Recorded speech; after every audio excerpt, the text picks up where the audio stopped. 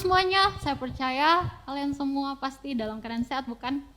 Mari kita semua siapkan hati kita mau menyembah Tuhan.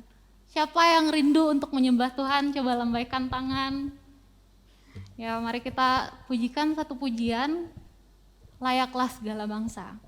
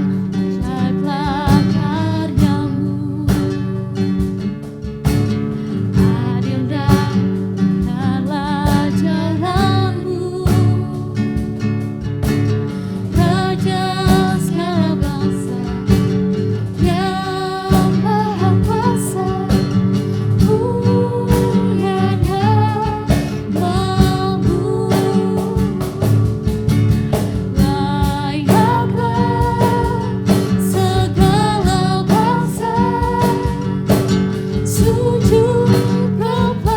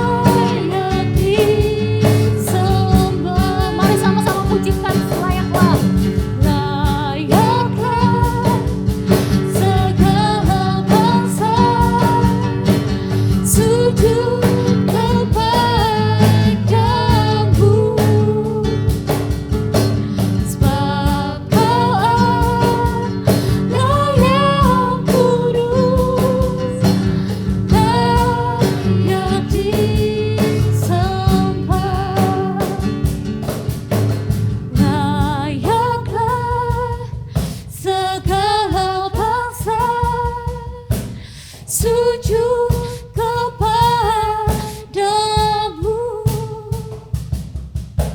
sebab Kau Allah yang kudus, layak disembah, layaklah segala bangsa sujud kepadamu,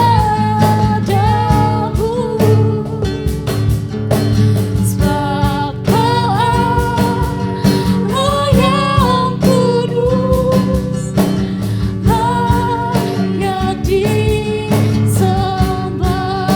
Sebab Kau Allah yang kudus, sebab Kau Allah yang kudus, layak disembah. Mari tinggikan nama-Nya, haleluya. Puji nama-Mu, haleluya.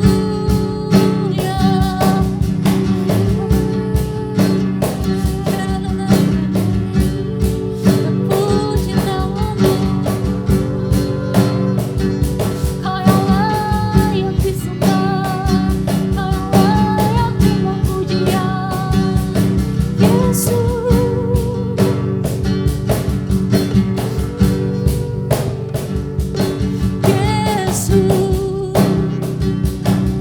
Yesus, kami serukan Yesus. Yesus, kami serukan Yesus. Yesus, kami serukan nama-Mu. Kau yang kudus, Kau yang termulia bagi kami, Kau pujian kami,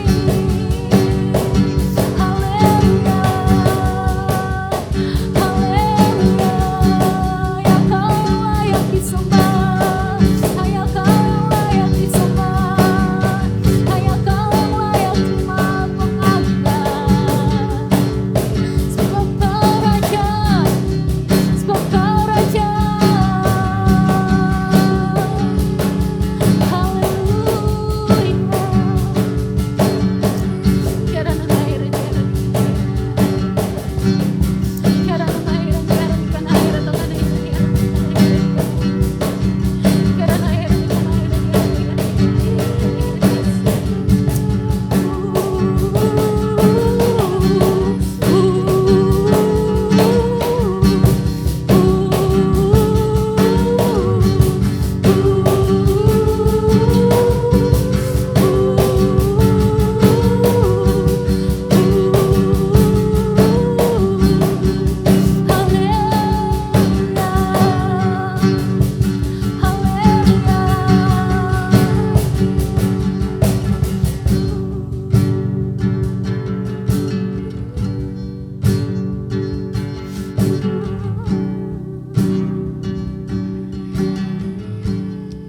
Mari teman-teman angkat hati penyembahan-Mu yang terbaik, persembahkan kepada Tuhan.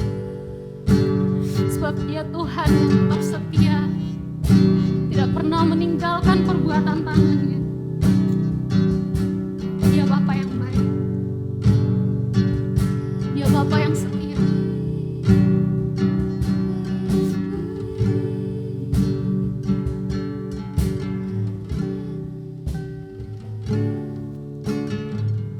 Tidak pernah ku ragukan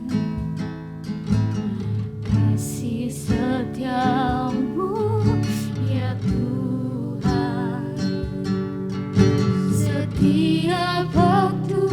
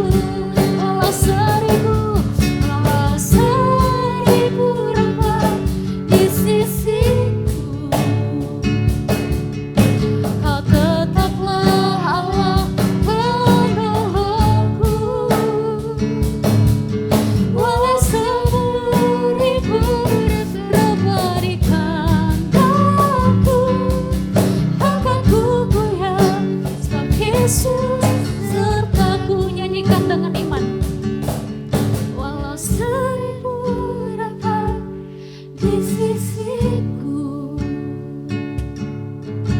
Kau tetaplah Allah penolongku. Walau 10.000 berbarikan denganku, takkan ku goyah, sebab Yesus sertaku.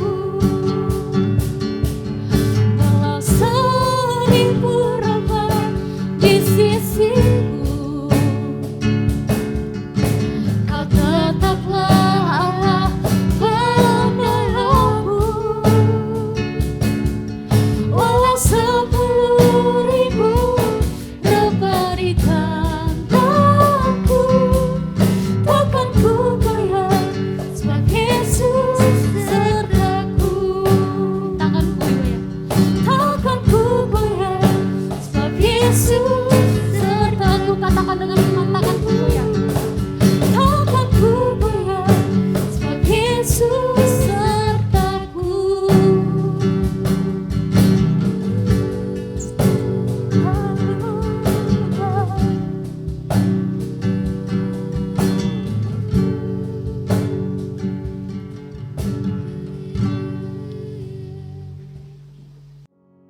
Shalom, Youth Transformer GPI Elusai, apa kabarnya? Ya, luar biasa, puji Tuhan. Saya Yoel dan hari ini kita akan sama-sama merenungkan firman Tuhan, kisah seorang yang bernama Nuh. Kalau saudaraku ingat kata Nuh, ingat apa? Mungkin ingat air bah ya, mungkin ingat bahtera yang besar ya. Dan hari ini kita akan lihat kenapa kok sampai Tuhan mau hancurkan bumi dan bagaimana Nuh bisa terpilih menjadi pribadi yang diselamatkan beserta seisi rumahnya. Sebelumnya yuk mari kita berdoa. Bapa di surga, kami mengucap syukur karena Tuhan telah memberkati ibadah ini. Dan tiba waktunya Tuhan, kami rindu merenungkan firman Tuhan. Urapi hamba-Mu dan urapi setiap kami yang mendengarkan, agar firman-Mu benar-benar nyata berkuasa mengubahkan kami menjadi pribadi yang Tuhan inginkan. Terima kasih Tuhan, segala kuasa kegelapan yang mencoba mengganggu pemberitaan firman Tuhan, kami patahkan di dalam nama Tuhan Yesus Kristus. Kami siap merenungkan firman Tuhan. Haleluya. Amin. Baik, saudara-saudaraku, mari kita buka Kejadian pasal yang ke-6. Saya akan bacakan ayat yang pertama. Ketika manusia itu mulai bertambah banyak jumlahnya di muka bumi, dan bagi mereka lahir anak-anak perempuan, maka anak-anak Allah melihat bahwa anak-anak perempuan manusia itu cantik-cantik, lalu mereka mengambil istri dari antara perempuan-perempuan itu, siapa saja yang disukai mereka. Nah, Kejadian pasal 6 ini sudah mengisahkan bahwa sejak Adam dan Hawa, maka keturunan mereka memenuhi bumi dan semakin bertambah banyak. Masuklah kepada Kejadian pasal 6, saudara, di mana manusia semakin bertambah banyak dan timbul sebuah peristiwa anak-anak Allah mengambil siapa saja yang disukai mereka menjadi istri. Nah, saudaraku, ada pesan yang penting di sini. Ayo, ketika kita mau memilih pasangan hidup, sudahkah kita memastikan bukan hanya kepentingan pribadi saja yang kita penuhi? Bukan sekedar ganteng, bukan sekedar mapan atau kaya atau berpendidikan, tapi yang terpenting apakah kita sudah melibatkan bahwa dalam hubungan itu Tuhan ada di sana. Apakah hubungan itu benar-benar melibatkan Tuhan, diberkati oleh Tuhan?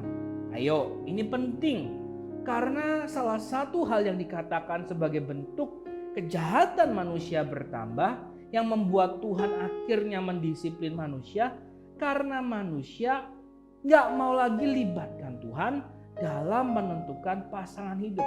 Ketika mereka bergaul sesuka mereka, ketika mereka akhirnya menikah karena kesukaan mereka sendiri, keinginan mereka sendiri, hawa nafsu mereka sendiri, maka itu mengakibatkan kejahatan demi kejahatan memenuhi muka bumi.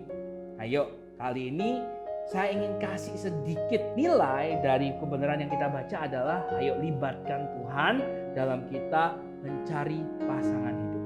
Dalam kita bergaul, Jangan sekedar cuma karena kita lihat, oh dia ganteng, dia cantik, oh dia dari keluarga yang kaya. Jangan seperti itu.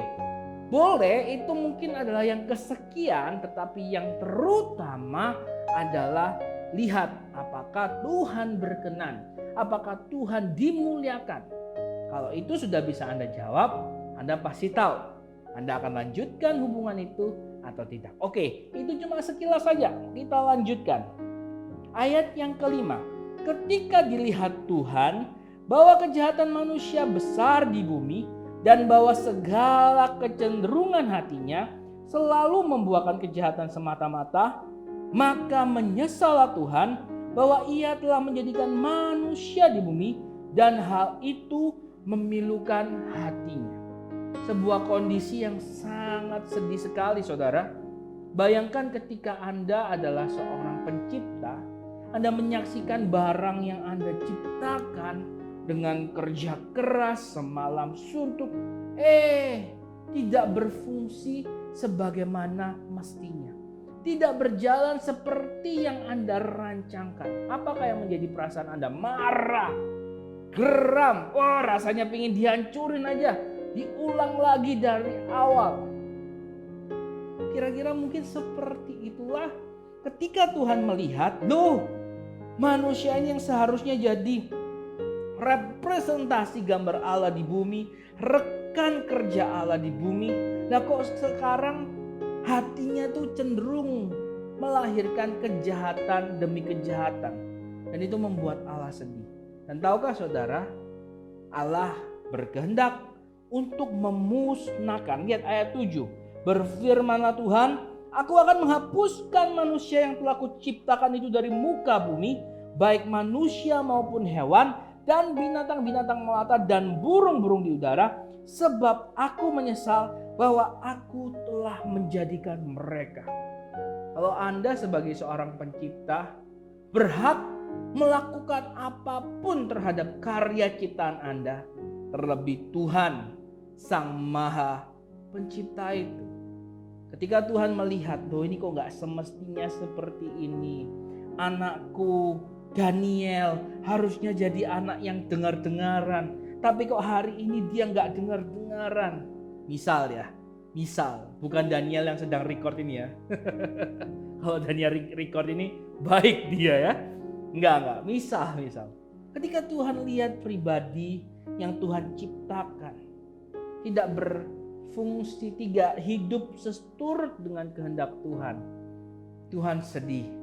Dan sekali lagi saya ingin tekankan, Tuhan berhak sepenuhnya terhadap ciptaannya.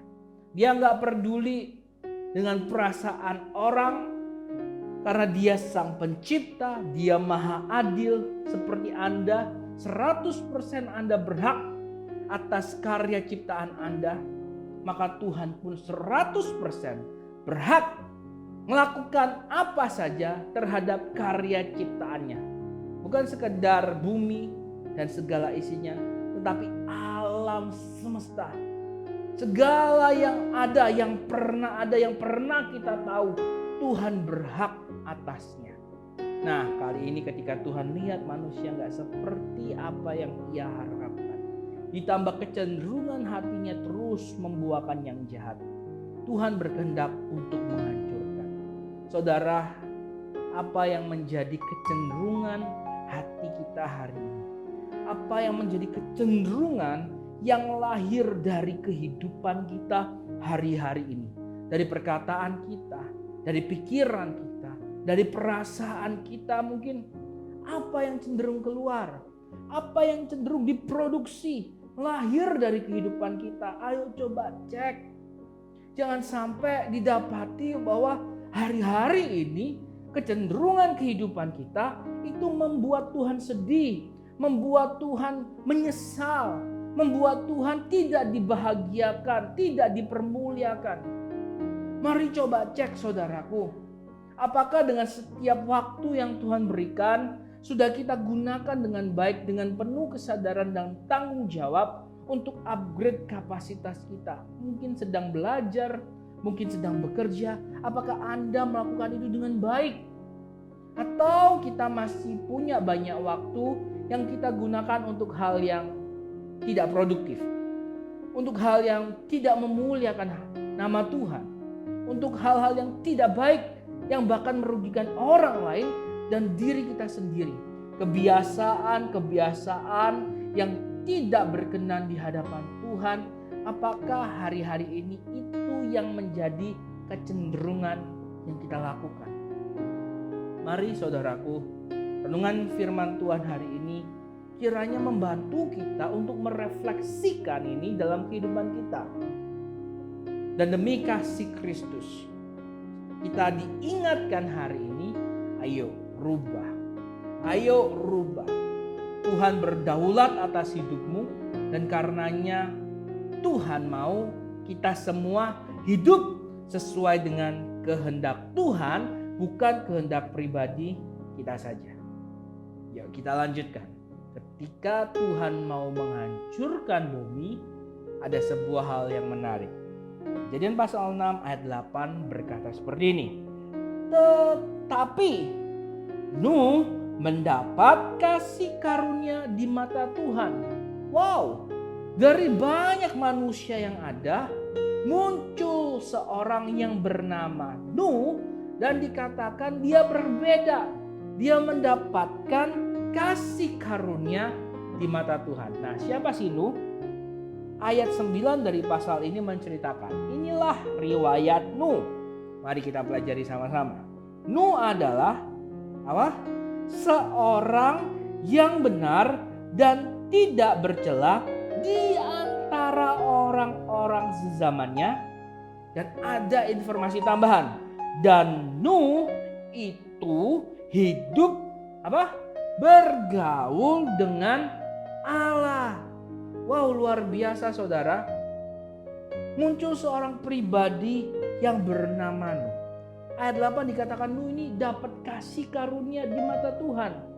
Apa yang menyebabkan seorang Nuh mendapat kasih karunia di mata Tuhan? Kita lihat di ayat 9, dia ternyata orang benar. Dia tidak bercelah di antara orang-orang sezamannya. Kalau orang-orang sezaman Nuh pakai narkoba, Nuh nggak pakai narkoba. Kalau orang-orang sezaman Nuh mabuk-mabukan, pesta minuman keras, pesta pergaulan bebas, Nuh nggak melakukan hal itu. Nuh memilih ibadah youth transformer seperti Anda saat ini. Wow, luar biasa ya. Jadi Nuh ini tampil beda dengan orang-orang sezamannya yang kita sudah baca di ayat sebelumnya. Kecenderungan hati mereka hanya menghasilkan hal-hal yang jahat. Tetapi Nuh berbeda dari orang-orang sezamannya. Nuh adalah orang benar. Nuh tidak bercelah. Nuh gak sama orang sezamannya. Dan apa yang menyebabkan Nuh bisa seperti itu? Tampil beda. Ayat selanjutnya dia katakan Nuh itu hidup bergaul dengan Allah. Saudaraku, siapakah yang bisa melepaskan kita dari kekuatan dosa yang menggiurkan? Kemampuan kita sendiri gak bisa, saudara. Nanti di perjanjian baru Paulus dengan keras berkata, siapa yang bisa membuat kita bebas dari kuasa dosa di dalam kehidupan? Kita ini seperti hamba yang terikat terhadap tuannya, yaitu dosa. Kita gak punya kekuatan, saudaraku. Kita tahu nyontek itu gak benar. Tapi apa daya, kita pengen nyontek lagi. Kita tahu mencuri, berbohong, itu gak benar kan? Tapi kadang kita bisa kilaf, kadang malah mungkin kita cenderung lebih enak. Kalau gak bohong gak enak gitu. Mungkin ada yang seperti itu. Kalau gak nyuri gak enak gitu. Mungkin ada. Kita tahu itu salah, tapi kita terus lakukan. Merokok merusak tubuh, tetap kita lakukan. Minuman keras bisa merusak kesehatan kita, terus kita minum. Narkoba, pergaulan bebas, seks bebas itu gak baik, tapi bisa terus kita lakukan. Kenapa? Karena lihat, apa yang membuat Nuh dikatakan menjadi orang benar? Apa yang membuat Nuh dikatakan tidak bercerah seperti orang-orang di zamannya? saya yakin dan terlalu yakin bahwa satu-satunya yang membuat Nuh bisa tampil beda karena Nuh memberikan diri dekat dengan Sang Pencipta. Nuh memberikan diri dekat dengan Tuhan. Nuh memberikan diri untuk hidup sesuai dengan apa yang Tuhan mau, sampai dikatakan Nuh itu hidup bergaul dengan Allah. Saya yakin saudara-saudara di masa muda kita punya banyak teman. Anggaplah satu kelas kita punya 30 orang teman sekelas. Tapi dari antara 30 itu pasti ada beberapa saja yang menjadi teman dekat kita. Saya dulu punya dalam satu angkatan, saya punya 9. Jadi satu grup itu ada 9 orang teman dekat. Dari ratusan siswa Dharma Mulia ada 8. Dari ratusan teman-teman pergaulan ada 9. Yang satu geng istilahnya ya. Koncopleks kalau zaman saya dulu, nggak tahu bahasa milenial hari ini ngomong apa kalau sobat karib gitu ya. Sahabat itu ngomong apa? Bro gitu ya. Sis gitu ya. Koncopleks kalau zaman saya dulu ya. Sahabat. Dari antara banyak orang pasti ada sahabat. Dan sahabat perilakunya pasti beda. Sahabat lebih punya banyak waktu. Ngobrol bersama, main bersama, kadang pergi bareng terus. Nginep di rumah temennya, nginep di rumah kita, gantian gitu. Intinya apa? Sahabat meluangkan waktu yang banyak buat sahabatnya. Dan Nuh dikatakan dia bergaul. Dia menjadi sahabat Allah. Dia punya banyak waktu yang ia habiskan bergaul dengan Allah. Dan hanya karena itu maka Nuh tahu yang benar. Dan lebih dari itu saudaraku semua, betapa indah mengetahui ya benar kita ini lemah. Tetapi Tuhan tidak meninggalkan kita. Ketika kita mau dekat sama Tuhan, kita bilang, Tuhan aku gak sanggup. Tuhan mampukan aku lepas dari kebiasaan burukku ini. Tuhan aku percaya kasih-Mu, kuasa-Mu sanggup mengubah kehidupanku. Hanya karena itu saudaraku, engkau bisa hidup sesuai dengan kebenaran Tuhan. Engkau bisa hidup didapati tidak bercelah. Berbeda dengan orang-orang sezamanmu, segenerasimu, teman-teman di sekitarmu. Engkau akan tampil beda. Dan saudaraku, ketika Nuh didapati Tuhan hidup bergaul, benar, tidak bercela seperti orang sezamannya, mendapat kasih karunia. Ketika Tuhan mau menghancurkan dunia dan isinya, Nuh mendapatkan kasih karunia. Akhirnya singkat cerita, Nuh beserta anak-anaknya diselamatkan oleh Tuhan. Kita tahu dalam proses penyelamatan itu Nuh gak kongkang kaki, gak tidur-tiduran, gak masa bodoh. Tuhan menyelamatkan Nuh dengan memberikan perintah kepada Nuh. Lihat, berfirmanlah Allah ayat 13. Aku telah memutuskan untuk mengakhiri hidup segala makhluk, sebab bumi telah penuh dengan kekerasan oleh mereka. Jadi aku akan memusnahkan mereka bersama-sama dengan bumi. Buatlah bagimu sebuah batra dari kayu gofir. Batra itu harus kau buat berpetak-petak dan harus kau tutup dengan pakal dari luar dan dari dalam. Beginilah engkau harus membuat batra itu 300 hasta panjangnya, 50 hasta lebarnya, dan 30 hasta tingginya. Buatlah atap pada batra itu dan selesaikanlah batra itu sampai sehasta dari atas dan pasanglah pintunya pada lambungnya. Buatlah batra itu bertingkat bawah, tengah, dan atas. Sebab sesungguhnya aku akan mendatangkan air bah meliputi bumi untuk memusnahkan segala yang hidup dan bernyawa di kolong langit. Segala yang ada di bumi akan mati binasa.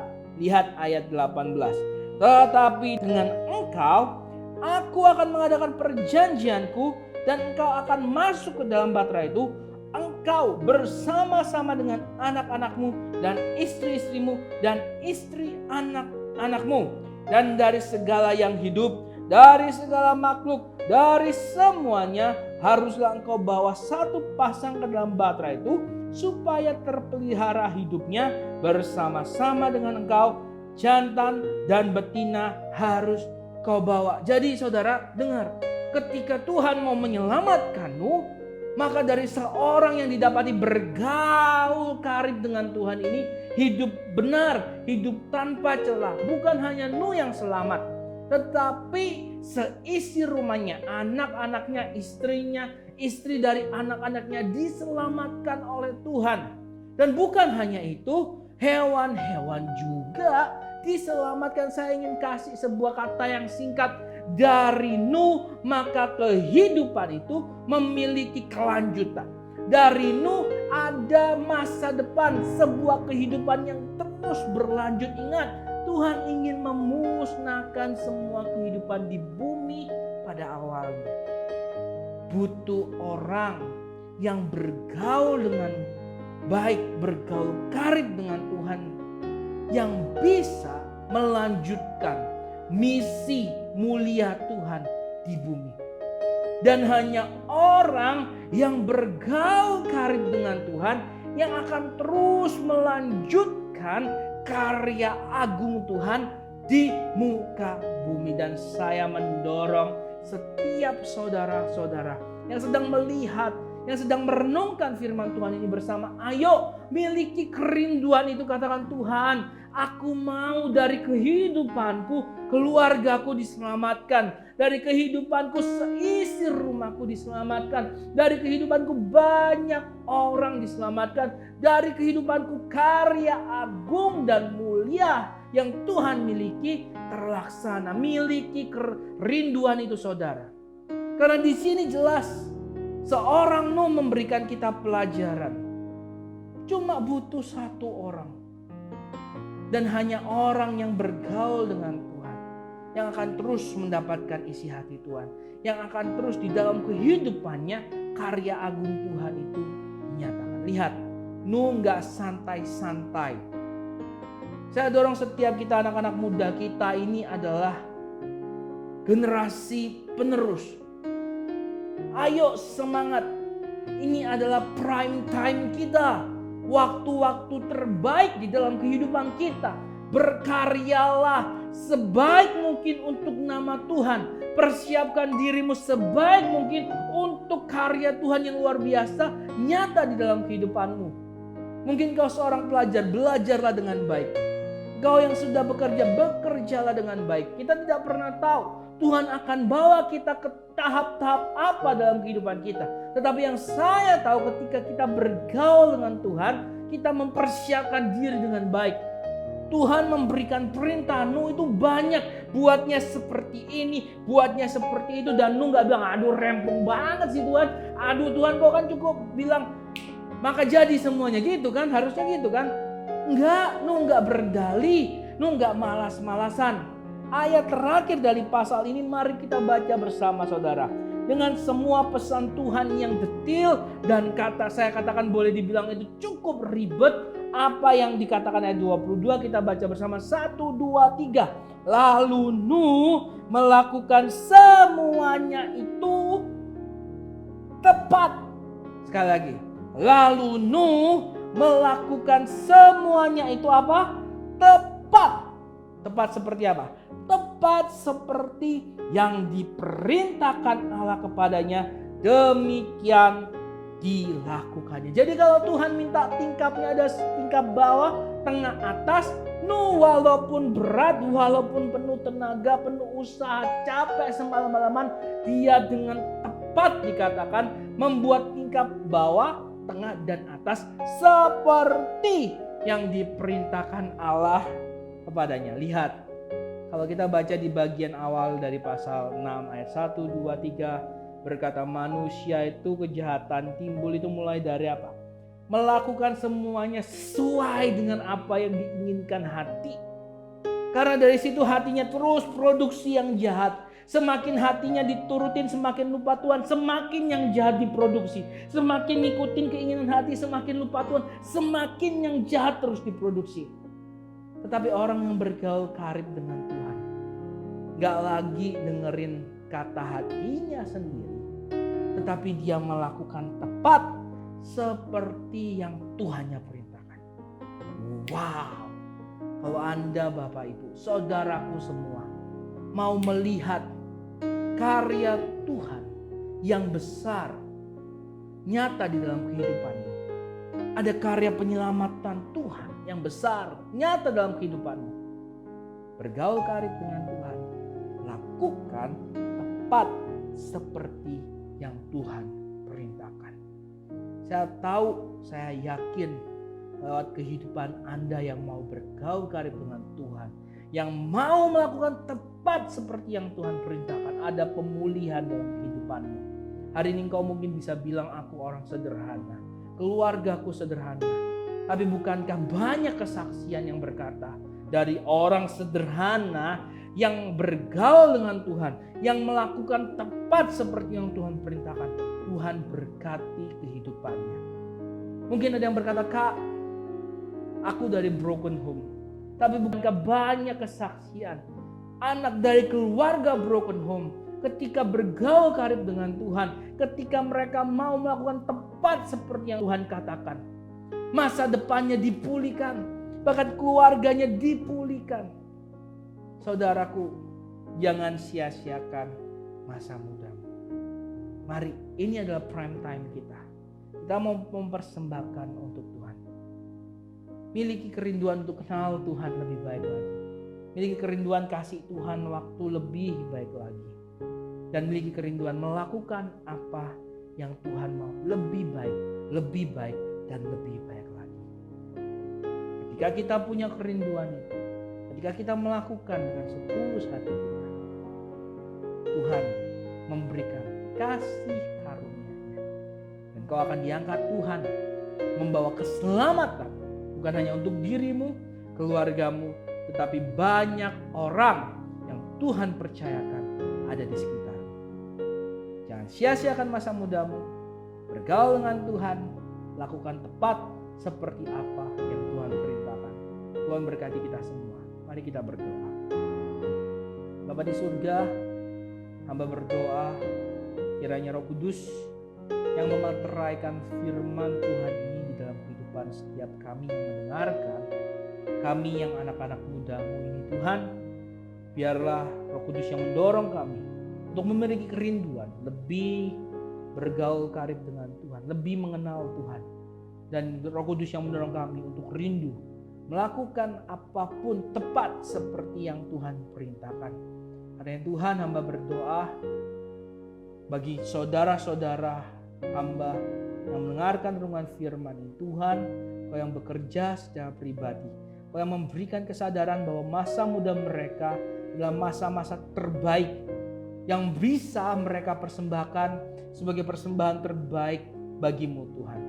Pakai mereka Tuhan, berkati mereka dalam studi mereka, dalam pekerjaan mereka, dalam pergaulan mereka. Kiranya nama Tuhan terus dipermuliakan dan lewat kehidupan mereka banyak orang diselamatkan. Hamba berdoa segala tipu muslihat apapun yang mencoba membuat mereka merasa rendah diri, tidak layak, tidak berarti, hamba patahkan di dalam nama Tuhan Yesus Kristus. Firman Tuhan membebaskan mereka. Engkau berarti di dalam pandangan Tuhan. Berikan dirimu kepada Tuhan. Kau akan diubahkan dan dijadikan alat yang berharga, yang indah dalam pemandangannya dan juga pemandangan manusia. Terima kasih Tuhan, terima kasih Bapa. Hamba tutup Tuhan sesi firman Tuhan ini, dan Roh Kudus yang terus bekerja di dalam kehidupan kami. Dalam nama Tuhan Yesus Kristus. Haleluya. Amin. Selamat merenungkan firman Tuhan, dan terpenting lakukan tepat seperti yang Tuhan katakan. Tuhan Yesus memberkati. Shalom. Glory, glory, hallelujah. Glory, glory, hallelujah. Glory, glory, hallelujah. Hallelujah. Puji-Mu